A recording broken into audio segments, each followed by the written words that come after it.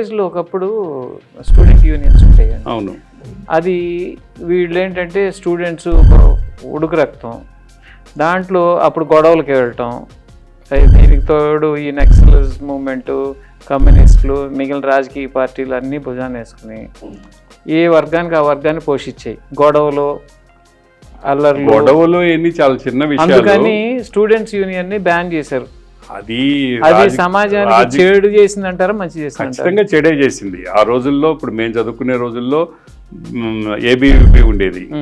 So వాళ్ళది ఒక RSS ఈ భావజాలం, ఎన్ఎస్యుఐ ఉండేది, కాంగ్రెస్ పార్టీ భావజాలం, ఎస్ఎఫ్ఐ ఉండేది, కమ్యూనిస్టులు ఏఎస్ఎఫ్ఐ ఉండేది. హైదరాబాదు, తెలంగాణ ఈ ప్రాంతాల్లో మావోయిస్టు ఆలోచన ధోరణులు కూడా ఉండేవి. స్టూడెంట్స్లోనే ఒక సిద్ధాంతపరమైన పునాది పడేది వాళ్ళ మనసుల్లో, సామాజిక స్పృహ ఏర్పడేది.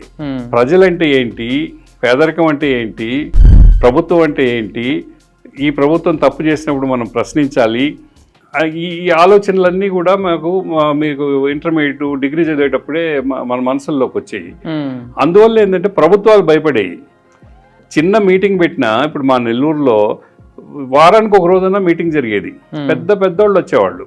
జగజీవన్ రామ్ వచ్చాడు, మొరార్జీ దేశాయ్ వచ్చాడు, పిపి మౌర్య వచ్చాడు, జార్జ్ ఫెర్నాండెజ్ వచ్చాడు.